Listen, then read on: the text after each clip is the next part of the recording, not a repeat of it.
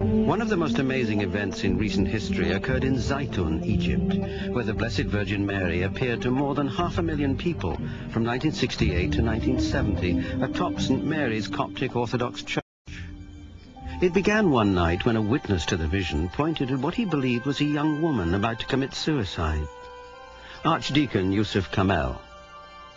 He looked at the church. First he saw a ball of light.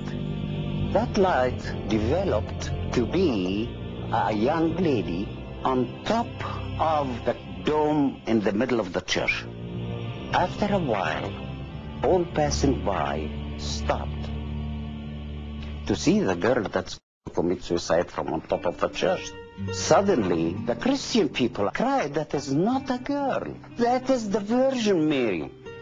The girl on top of the church turned and faced them, and then floating over the middle dome, she came near the end, the front end of the church, and blessed them all. You had a tremendous circumstance because not just 1 or 2 or 6 or 7 people seeing the Virgin Mary, but hundreds of thousands, including former President Abdul Nasser, government officials, officials of the church, the Orthodox Church, as well as Catholics, Protestants, Pentecostalists. You had them gathering every night for several years. For the first time in human history, thousands of believers and non-believers all experienced the same inexplicable phenomenon. Dr. Carey Malik was just one of the many witnesses.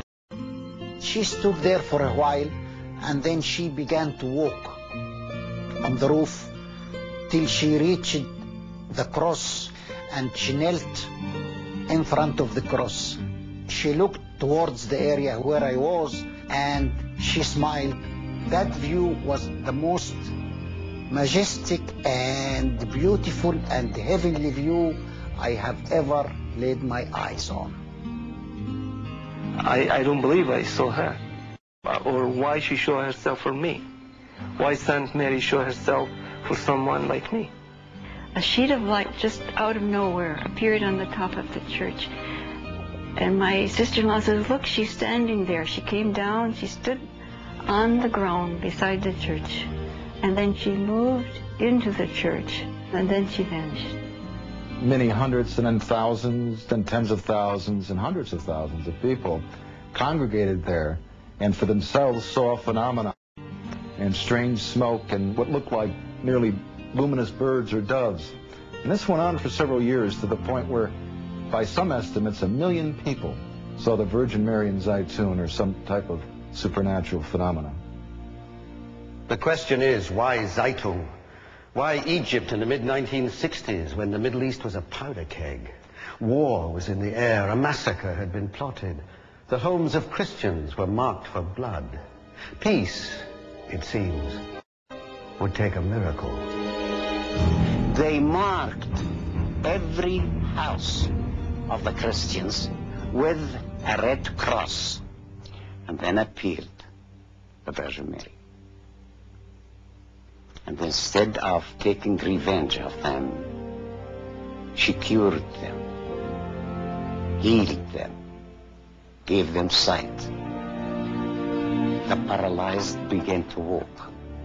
I heard a man shouting, "I see, I see." I was told the man was a blind Muslim and the Holy Mother gave him back his eyesight. I can see.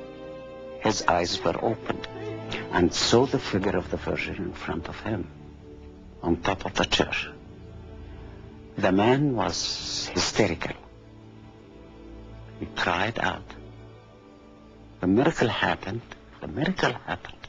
The miracle happened. I can see. And began stretching his hands, touched everyone around him. One girl named Teresa Galila had polio when she was about 6 months old.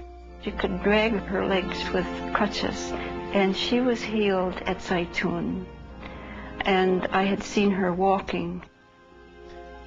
One of the most amazing miracles of healing occurred to a woman with breast cancer who came to Zeitoun in search of a cure.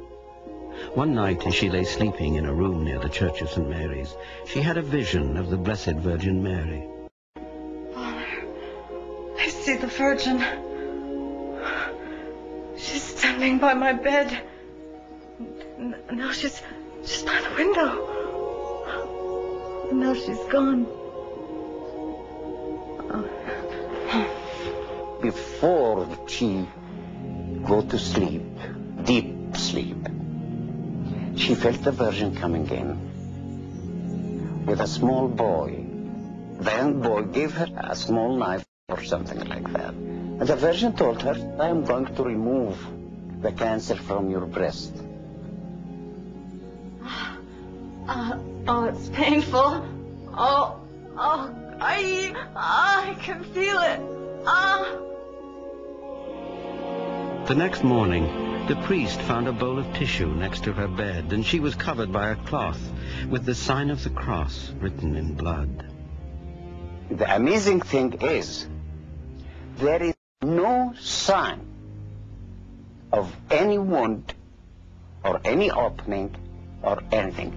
X-rays, analysis prove that is free from cancer completely.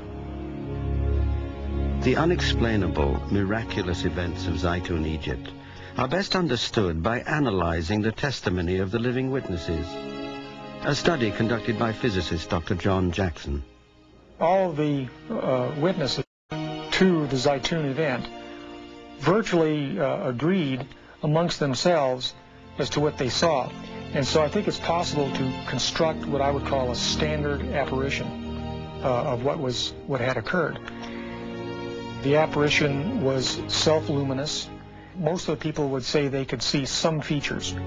Virtually everybody said the apparition would move in a natural manner and look very realistic. Some people would say the apparition was bigger than life in terms of its size. What's interesting about it is that you had so many people who come from so many different parts of the world, really, coming together to agree that this is what generally people saw.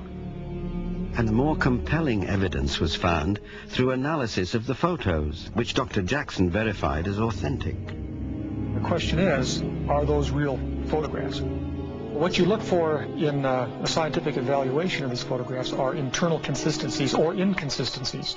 I spent a amount of time studying those photographs, and I can't see any inconsistencies. So if that's true, then that would argue that the apparition was able to generate physical light that was able to go to a camera, go through the optics, record itself on the photographic emulsion of the film as a photochemical reaction, and hence you have something physical associated with the apparitions.